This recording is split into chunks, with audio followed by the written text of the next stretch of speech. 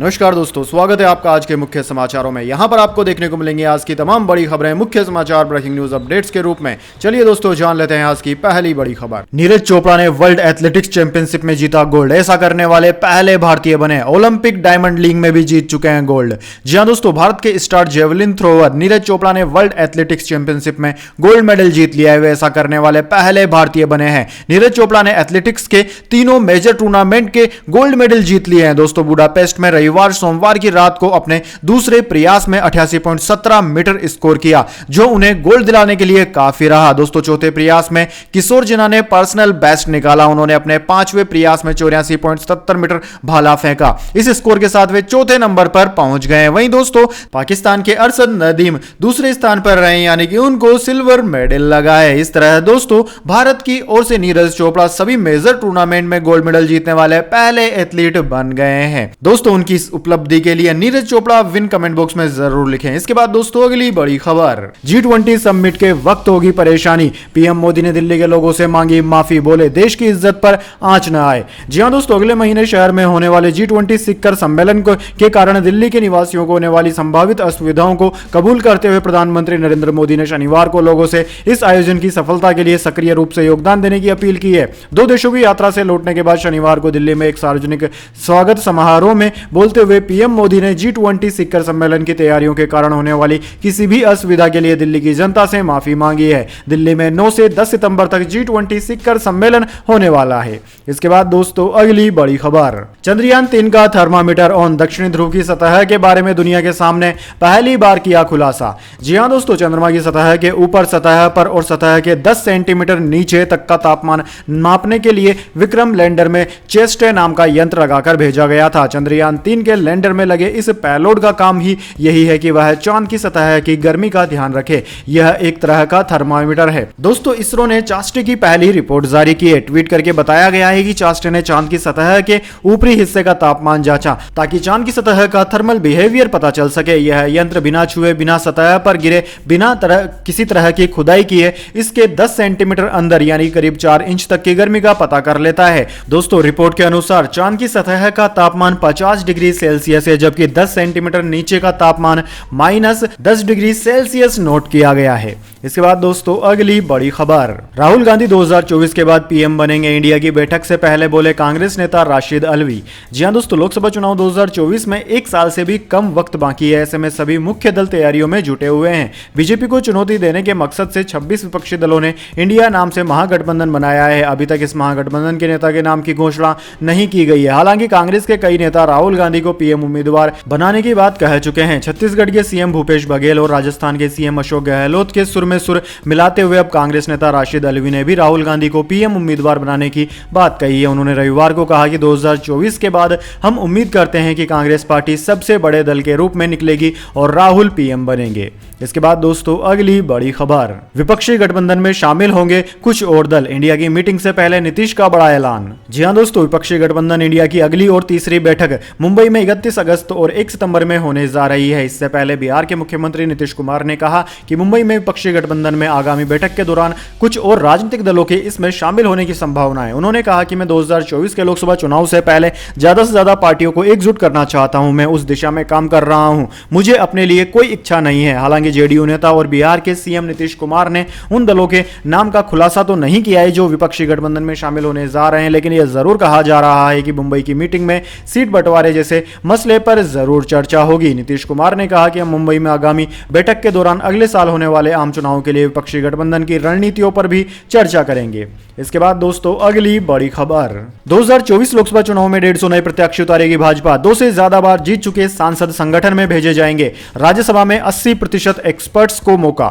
जी हां दोस्तों, लोकसभा चुनाव 2024 की तैयारियों में जुटी भाजपा एक साथ कई फार्मूलों पर काम कर रही है। पार्टी में मौजूदा सांसदों के टिकट काटने से लेकर नए चेहरों को मौका देने तक पर मंथन जारी है। सूत्रों के अनुसार पार्टी आजादी के 100वें साल तक संसद में युवा प्रतिनिधित्व बढ़ाने के लिए काम कर रही है। चुनाव में भाजपा 150 नए प्रत्याशी उतार सकती है। इनमें 41 से 55 साल की उम्र के प्रत्याशियों की संख्या ज्यादा होगी। दोस्तों, भाजपा के एक महासचिव ने कहा कि पहली लोकसभा में 26% सदस्यों की उम्र 40 से कम थी। बाद में संसद में युवा प्रतिनिधित्व कम होता गया। लोकसभा में 3 से 11 बार तक चुनाव जीतने वाले सांसदों की संख्या बढ़ती गई। इसे देखते हुए पार्टी 2 या इससे अधिक बार लोकसभा चुनाव जीत चुके नेताओं में से ज्यादातर को संगठन की जिम्मेदारी देने जा रही है।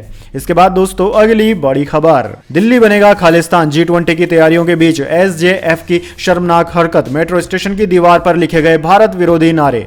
जी हां दोस्तों, देश की राजधानी दिल्ली में अगले महीने G20 समिट होने वाला है। इसके लिए तैयारियां जोर शोर से चल रही है। इसी बीच खालिस्तान समर्थकों ने राष्ट्रीय राजधानी में माहौल बिगाड़ने की कोशिश की। रविवार को दिल्ली मेट्रो के शिवाजी पार्क, मादीपुर, पश्चिम विहार, उद्योग नगर, महाराजा सूरजमल स्टेडियम, पंजाबी बाग और नांगलोई मेट्रो स्टेशन और आसपास के इलाकों में विवादास्पद खालिस्तान समर्थक नारे लिखे दिखाई दिए। प्राप्त जानकारी के अनुसार दिल्ली बनेगा खालिस्तान और खालिस्तान रेफरेंडम जिंदाबाद जैसे नारे दिल्ली मेट्रो स्टेशन की दीवारों पर स्प्रे पेंट से लिखे हुए थे। इस घटना के बाद दिल्ली पुलिस की स्पेशल सेल सहित स्थानीय जिलों की टीमें अलर्ट मोड में आ गई है। दिल्ली पुलिस ने कहा है कि मामले की जांच चल रही है और इस हरकत के पीछे शामिल तत्वों के खिलाफ कानूनी कार्यवाही की जा रही है। इसके बाद दोस्तों अगली बड़ी खबर, शिवराज सरकार ने बढ़ाई लाडली बहना योजना की राशि। अब महिलाओं को हर महीने मिलेंगे इतने रुपए। जी हां दोस्तों, मध्य प्रदेश सरकार ने रक्षाबंधन से पहले प्रदेश की महिलाओं को बड़ा तोहफा दे दिया है। मुख्यमंत्री शिवराज सिंह चौहान ने लाडली बहना योजना के तहत मिलने वाली राशि को बढ़ाने की घोषणा की है। उन्होंने मुख्यमंत्री लाडली बहना योजना की राशि 1000 रुपए से बढ़ाकर 1250 रुपए करने की घोषणा की है। शिवराज सिंह चौहान ने कहा है कि अक्टूबर माह से महिलाओं को 1250 रुपए प्रति माह मिलेंगे। मुख्यमंत्री ने भोपाल के जंबूरी मैदान में रक्षाबंधन के पावन पर्व के अवसर पर आयोजित लाडली बहना सम्मेलन में प्रदेश की 1.25 करोड़ बहनों के खाते में सिंगल लिंक के माध्यम से 250 की राशि ट्रांसफर की। इसके बाद दोस्तों अगली बड़ी खबर, इंडिया अलायंस में एक और टकराव। बिहार में चुनाव लड़ेगी आम आदमी पार्टी, आरजेडी बोली याद रखें सिद्धांत। जी हां दोस्तों, लोकसभा चुनाव में बीजेपी को हराने के लिए एक तरफ तमाम विपक्षी दलों ने मिलकर इंडिया गठबंधन बनाया है, जिसमें आम आदमी पार्टी भी शामिल है। अब आम आदमी पार्टी ने मुंबई में मीटिंग से पहले ऐसा फैसला लिया है जो कि इस नए गठबंधन में टकराव पैदा कर सकता है। दरअसल दोस्तों, आम आदमी पार्टी ने बिहार में चुनाव लड़ने का ऐलान कर दिया है। आम आदमी पार्टी के राष्ट्रीय संगठन महामंत्री संदीप पाठक ने दिल्ली स्थित पार्टी मुख्यालय में बिहार के पार्टी कार्यकर्ताओं के साथ एक अहम बैठक की। इस दौरान संसदीय पाठक ने बैठक में बिहार में पार्टी के संगठन के विस्तार को लेकर चर्चा की। बैठक में दिल्ली से आम आदमी पार्टी के विधायक और बिहार चुनाव प्रभारी अजय यादव भी मौजूद रहे। इसके बाद दोस्तों अगली बड़ी खबर, इसरो चीफ बोले स्पेस सेक्टर में ज्यादा इन्वेस्टमेंट की जरूरत, प्राइवेट फर्म्स छोटे सैटेलाइट लॉन्चर बनाएगी। HAL समेत 20 कंपनियां बोली लगा सकती है। जी हां दोस्तों, चंद्रयान 3 की सफलता से स्पेस वेंचर में इन्वेस्टमेंट को बढ़ावा मिलने की उम्मीद तेजी से बढ़ी है। बीते हफ्ते इसरो के सप्लायर्स और उनसे जुड़ी कंपनियों के शेयर्स की कीमतों में भी तेजी देखी गई। राइटर्स की रिपोर्ट के मुताबिक लार्सन एंड टर्बो और हिंदुस्तान एरोनॉटिक्स समेत 20 कंपनियां स्मॉल सैटेलाइट लॉन्चिंग व्हीकल के प्राइवेटाइजेशन के लिए होने वाली नीलामी में बोली लगा सकती है। इसी बीच इसरो चीफ एस सोमनाथ का भी एक बयान सामने आया है, जिसमें उन्होंने कहा है कि भारत के पास चंद्रमा, मंगल और शुक्र की यात्रा करने की क्षमता है, लेकिन हमें और ज्यादा इन्वेस्टमेंट की जरूरत है। इसके बाद दोस्तों अगली बड़ी खबर, बिहार के युवा रोजगार के लिए बाहर जा रहे हैं, दूसरे राज्यों से अभ्यर्थी यहां आ रहे हैं। प्रशांत किशोर का बिहार सरकार पर बड़ा हमला। जी हां दोस्तों, चुनावी रणनीतिकार से नेता बने प्रशांत किशोर ने एक बार फिर से बिहार के मुख्यमंत्री नीतीश कुमार और उप मुख्यमंत्री तेजस्वी यादव पर निशाना साधा है। उन्होंने कहा है कि चाचा भतीजा नीतीश कुमार और तेजस्वी यादव ने शिक्षक नियुक्ति के नाम पर दूसरे राज्यों के अभ्यर्थियों को बिहार में शिक्षक बनने के लिए भर्ती निकाली और बिहार के युवाओं को दूसरे राज्यों में जाकर मजदूरी करने को छोड़ दिया। दरअसल दोस्तों, बिहार में शिक्षक भर्ती परीक्षा को लेकर राजनीति चरम पर है। बीजेपी ने आरोप लगाया है कि एक तो बिहार में पहले से ही रोजगार नहीं है और जो थोड़ा बहुत रोजगार निकल रहा है उसमें बाहर के लोगों को भी बुला लिया जाता है। जन सुराज के सूत्रधार प्रशांत किशोर ने नीतीश कुमार और तेजस्वी यादव पर तीखा हमला बोलते हुए कहा कि तेजस्वी यादव ने वादा किया था कि हम 2 लाख शिक्षकों को नियुक्त कर रहे हैं, अभी तो परीक्षा शुरू ही हुई है। आपने देखा होगा कि बिहार के साथ साथ सारे राज्यों के लड़कों के लिए भी बहाली निकाल दी गई है। इसके बाद दोस्तों अगली बड़ी खबर, चांद को हिंदू राष्ट्र घोषित करे, शिव शक्ति पॉइंट को बनाए राजधानी। दावा करते हुए स्वामी चक्रपाणी बोले बनाएंगे भव्य मंदिर। जी हां दोस्तों, भारत के चंद्रयान 3 मिशन ने 23 अगस्त को अंतरिक्ष में इतिहास रचते हुए चांद के दक्षिणी ध्रुव पर सॉफ्ट लैंडिंग की थी, जिसके बाद से पूरे देश में जश्न का माहौल है। पीएम मोदी ने शनिवार को घोषणा की थी कि चंद्रयान 3 की लैंडिंग वाली जगह को शिव शक्ति पॉइंट कहा जाएगा। इस नामकरण के बाद देश में सियासत भी तेज हो गई है। दरअसल दोस्तों, अब हिंदू महासभा के अध्यक्ष स्वामी चक्रपाणी ने इस मामले पर बयान दिया है। न्यूज एजेंसी ANI के अनुसार उन्होंने रविवार को कहा कि चांद पर भी जिहादी मानसिकता के लोग पहुंचे, उससे पहले ही चंद्रमा को हिंदू राष्ट्र घोषित कर दिया जाए और शिव शक्ति पॉइंट को हिंदू राष्ट्र की राजधानी बनाई जाए। इसके बाद दोस्तों अगली बड़ी खबर, तीसरी सबसे बड़ी हिंदी फिल्म बनी गदर 2। KGF 2 के रिकॉर्ड को तोड़ा, टोटल कलेक्शन 439 करोड़ हुआ, ड्रीम गर्ल की भी कमाई बेहतर। जी हां दोस्तों, गदर 2 ने KGF 2 का रिकॉर्ड तोड़ दिया है। फिल्म ने शनिवार को 13.75 करोड़ का कलेक्शन किया। इसके साथ ही फिल्म की कुल कमाई अब 439.95 करोड़ हो गई है। इसी के साथ गदर 2 तीसरी सबसे ज्यादा कलेक्शन करने वाली हिंदी फिल्म बन गई है। फिल्म ने रिलीज के 16वें दिन के अंदर ही यह कारनामा कर दिखाया। KGF 2 के हिंदी वर्जन ने 434.70 करोड़ रुपए का लाइफ टाइम कलेक्शन किया था। दूसरी तरफ आयुष्मान खुराना की फिल्म ड्रीम गर्ल 2 ने भी शनिवार को 14.02 करोड़ रुपए का कलेक्शन किया। 2 दिन में फिल्म की कमाई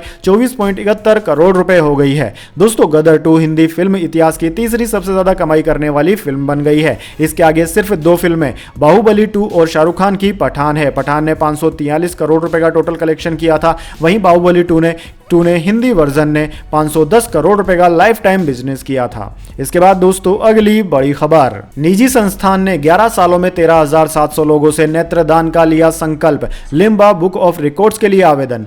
जी हां दोस्तों, आंखें ईश्वर की सबसे बड़ी वरदान है। इसी कड़ी में नेत्रदान को लेकर कोटा में लगातार जागरूकता अभियान चलाया जा रहा है। इसका असर कुछ हद तक ग्राउंड जीरो पर दिखाई दे रहा है। जी हां दोस्तों, लोग अपने जन्म दिवस, शादी की वर्षगांठ और उत्सवों पर नेत्रदान का संकल्प ले रहे हैं। राजस्थान के कोटा में पिछले 11 साल से नेत्रदान पर काम हो रहा है। कोटा से शुरू किया गया काम अब 12 बूंदी और झालावाड़ में भी पहुंच चुका है। शहर के साथ गांव के लोग भी अब नेत्रदान का महत्व समझने लगे हैं। दोस्तों संपूर्ण हाड़ौती संभाग में नेत्रदान, अंगदान और देहदान के लिए सम्मिलित रूप से कार्य कर रही संभाग की संस्था शाइन इंडिया फाउंडेशन द्वारा हाड़ौती संभाग में 38वें राष्ट्रीय नेत्रदान जागरूकता पखवाड़ा कार्यक्रम के तहत गांव-गांव तक यह बात पहुंचाई गई कि आपकी आंखें आप दान कर सकते हैं, जिससे लोगों को नई रोशनी मिलेगी। संस्था ने इसको लेकर Limca book of world record के लिए भी आवेदन किया है। इसके बाद दोस्तों अगली बड़ी खबर, हरियाणा सीएम बोले नुहू में यात्रा की परमिशन नहीं। VHP ने कहा हमें जरूरत नहीं, यात्रा 11 बजे शुरू होगी, इंटरनेट स्कूल कॉलेज बंद। जी हां दोस्तों, हरियाणा के सीएम मनोहर लाल खट्टर ने कहा कि 28 अगस्त को नुहू में दोबारा ब्रजमंडल यात्रा निकालने की परमिशन नहीं दी गई है। नुहू में 1 महीना पहले ही हिंसक घटना हुई है, उसको लेकर सावधानी रखने की जरूरत है। मंदिरों में पूजा अर्चना करना सबका अधिकार है, उन्हें श्रद्धा के अनुसार छूट मिलनी चाहिए। खट्टर ने यह भी कहा कि हमने लोगों से अपील की है कि वे नुहू की तरफ यात्रा करने से बचें और अपने नजदीकी मंदिरों में ही जलाभिषेक कर पूजा अर्चना करें। सुरक्षा रखना सरकार का दायित्व है, लॉ एंड ऑर्डर बना रहे, यह सरकार की कोशिश है। इससे पहले नुहू प्रशासन भी यात्रा की परमिशन से इनकार कर चुका है। दोस्तों तनाव को देखते हुए यात्रा से 1 दिन पहले रविवार को ही नुहू में धारा 144 लगा दी गई है। स्कूल, कॉलेज और मोबाइल इंटरनेट सेवाएं 28 अगस्त तक बंद है। पुलिस ड्रोन से निगरानी कर रही है। इसके बाद दोस्तों जाने अगली बड़ी खबर, लेकिन उससे पहले मेरी आपसे छोटी सी रिक्वेस्ट है, अगर दोस्तों आपको अभी तक हमारी न्यूज पसंद आई है तो इसे एक छोटा सा लाइक जरूर दे दीजिए, और अगर आपको पसंद नहीं आई है तो बेशक आप डिसलाइक भी कर सकते हैं, लेकिन दोस्तों लाइक और डिसलाइक जरूर कीजिए, क्योंकि दोस्तों यही हमारी मेहनत का फल होता है और इसी से हमें पता चलता है कि आपको हमारी वीडियोस पसंद आ रही है या नहीं। तो चलिए दोस्तों जान लेते हैं आज की अगली बड़ी खबर। मदुरै ट्रेन हादसे में यूपी की ट्रेवल एजेंसी पर केस, रेलवे का दावा, लखनऊ के आगे अवैध सिलेंडर ट्रेन में रखा गया, कोच में कोयला लकड़ी भी मिली। जी हां दोस्तों, तमिलनाडु के मदुरै जंक्शन के पास शनिवार को ट्रेन के प्राइवेट कोच में आग लग गई थी। इस मामले में जीआरपी ने यूपी के सीतापुर स्थित भसीन ट्रेवल एजेंसी के खिलाफ केस दर्ज किया है। ट्रेवल एजेंसी संचालक ने IRCTC के जरिए कोच बुक किया था। इस कोच में यूपी के 63 लोग सफर कर रहे थे जो दक्षिणी राज्यों की यात्रा पर निकले थे। 26 अगस्त की तड़के हादसे में 9 लोगों की मौत हो गई और 50 से अधिक झुलस गए। घायलों में 8 लोग गंभीर रूप से घायल हैं। हादसे के बाद दक्षिण रेलवे ने इसकी जांच शुरू कर दी। जांच में पाया गया है कि आग ट्रेन में रखे घरेलू गैस सिलेंडर की वजह से लगी थी, जिसे अवैध तरीके से ट्रेन में रखा गया था। कोच में लकड़ी और कोयला भी मिला है। हादसे में दोस्तों जिंदा बचे अशोक कुमार प्रजापति ने बताया कि ट्रेवल एजेंसी के अटेंडेंट्स कोच में टॉयलेट एरिया की तरफ खाना बनाते थे। ट्रेन रुकने पर लकड़ी और कोयले का इस्तेमाल होता था। सफर के दौरान गैस चूल्हे पर खाना बनता था। इसके बाद दोस्तों अगली बड़ी खबर, 25 राज्यों में अगले 4 दिन बारिश नहीं, अल नीनो का असर। यूपी, MP समेत 8 राज्यों में सामान्य से कम बारिश। अगस्त में 32% कम पानी बरसा। साथ। जी हां दोस्तों, उत्तराखंड, हिमाचल जैसे पहाड़ी राज्यों में जहां बारिश और लैंडस्लाइड से काफी तबाही हुई है। हिमाचल में बाढ़, बारिश, लैंडस्लाइड से जुड़ी घटनाओं में अब तक 250 लोगों की मौत हो चुकी है। वहीं उत्तराखंड में 52 लोगों ने जान गंवाई है। दोनों राज्यों में करीब 10,000 घर तबाह हो गए हैं। वहीं दोस्तों, मैदानी इलाकों में यूपी में सामान्य से 13% कम बारिश हुई, बिहार में 25% कम, मध्य प्रदेश में 10% कम बारिश दर्ज की गई। इसके अलावा केरल, झारखंड, कर्नाटक और छत्तीसगढ़ में भी कम बारिश हुई है। इसकी वजह अल नीनो है। वैज्ञानिकों ने अनुमान जताया है कि अगस्त के बाद अब सितंबर में भी बारिश सामान्य से कम रहने के आसार बन रहे हैं। इसका मतलब दोस्तों यह है कि यह मानसून सीजन 30 सितंबर तक सामान्य से कम बारिश के साथ खत्म होगा। औसत 94% से 106% बारिश को सामान्य श्रेणी में माना जाता है। इसके बाद दोस्तों अगली बड़ी खबर, ग्रीन क्रेडिट को ग्लोबल मूवमेंट बनाएं,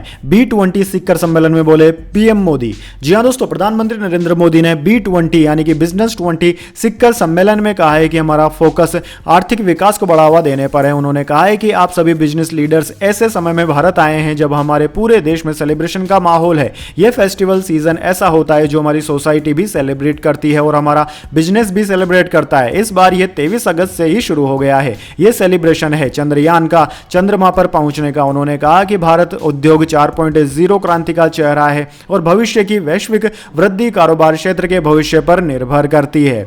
इसके बाद दोस्तों अगली बड़ी खबर, पूर्वोत्तर में चीन सीमा तक होगी रेल कनेक्टिविटी, भूटान म्यांमार को भी जोड़ने का प्लान, केंद्र ने जारी किए 1.20 लाख करोड़।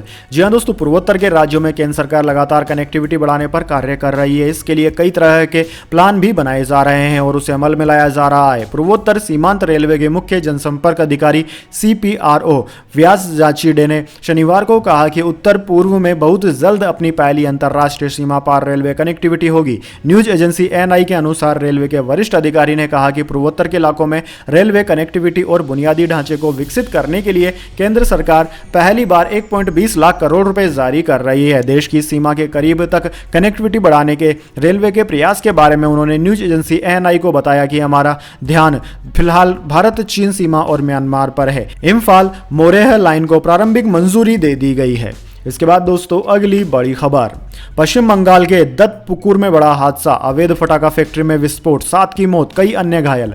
जी हां दोस्तों, पश्चिम बंगाल के उत्तर 24 परगना जिले के दत्तपुकुर शहर में रविवार को एक अवैध फटाखा फैक्ट्री में विस्फोट में कम से कम 7 लोगों की मौत की खबर है और कई अन्य घायल हो गए हैं। पुलिस ने कहा है कि विस्फोट स्थल पर बचाव अभियान चल रहा है। एक अधिकारी ने बताया कि विस्फोट सुबह करीब 10 बजे हुआ जब कोलकाता से लगभग 30 किलोमीटर उत्तर में दत्तपुकुर पुलिस थाना क्षेत्र में नीलगंज के पोश मॉल में कई लोग कारखाने में काम कर रहे थे। फायर स्टेशन अधिकारी आशीष घोष ने बताया कि अब तक 5 शव बरामद किए गए हैं। हादसे में घायल हुए लोगों को इलाज के लिए नजदीकी बारासात अस्पताल में भर्ती कराया गया है।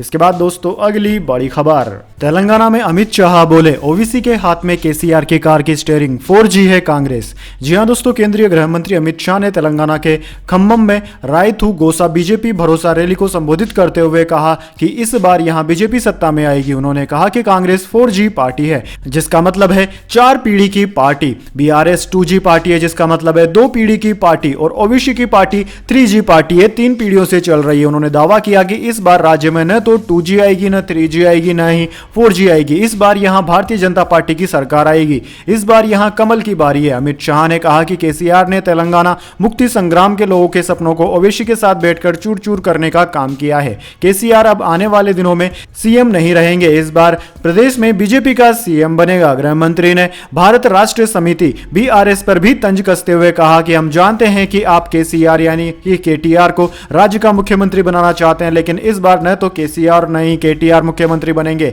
इस बार यहां बीजेपी का मुख्यमंत्री बनेगा।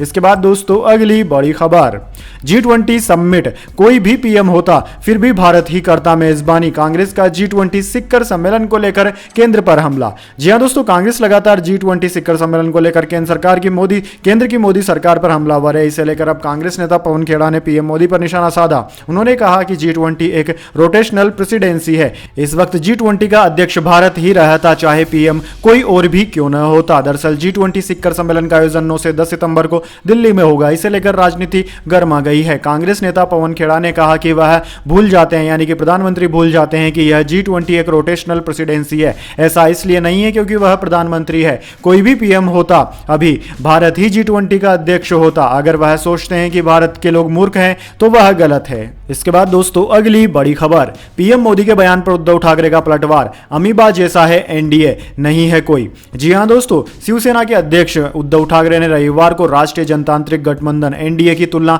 अमीबा से करते हुए कहा कि बीजेपी नीति इस गठबंधन का कोई निश्चित आकार नहीं है। विपक्षी गठबंधन इंडिया को घमंडिया और इंडियन मुजाहिदीन बताने पर पीएम नरेंद्र मोदी पर प्रहार करते हुए ठाकरे ने कहा कि एनडीए को घम राजक, घमंडी राजक कहा जाना चाहिए। महाराष्ट्र के हिंगोली में एक रैली को संबोधित करते हुए उन्होंने तेलंगाना के मुख्यमंत्री और भारत राष्ट्र समिति बीआरएस के अध्यक्ष के चंद्रशेखर राव से यह स्पष्ट करने की भी मांग की कि वह इंडिया गठबंधन का समर्थन कर रहे हैं या बीजेपी का। ठाकरे ने कहा कि इंडिया गठबंधन में राष्ट्रवादी दल है जो देश में लोकतंत्र की रक्षा करना चाहते हैं, लेकिन एनडीए के अधिकतर दलों में गद्दार और ऐसे लोग हैं जो अन्य दलों को तोड़कर सहयोगी के रूप में बीजेपी के साथ हो गए हैं। तो दोस्तों यह थी आज की तमाम बड़ी खबरें। इसके बाद दोस्तों बारी आती है आज के माइंड क्यूज क्वेश्चन की। जी हां दोस्तों, एक आसान से सवाल का जवाब देकर आप जीत सकते हैं एक अमेजिंग सरप्राइज गिफ्ट हमारे YouTube चैनल की ओर से। तो दोस्तों आज का सवाल आपकी स्क्रीन पर आ चुका है। चंद्रमा पर एक दिन पृथ्वी के कितने दिनों के बराबर होता है? जी हां दोस्तों, अगर आप जानते हैं कि चांद पर एक दिन पृथ्वी के कितने दिनों के बराबर होता है तो जल्दी से कमेंट बॉक्स में लिख दीजिए। अगर दोस्तों आपका जवाब होता है एकदम सही और आप चुन जाते हैं लकी विजेता के रूप में, तो आपको मिल सकता है एक अमेजिंग सरप्राइज गिफ्ट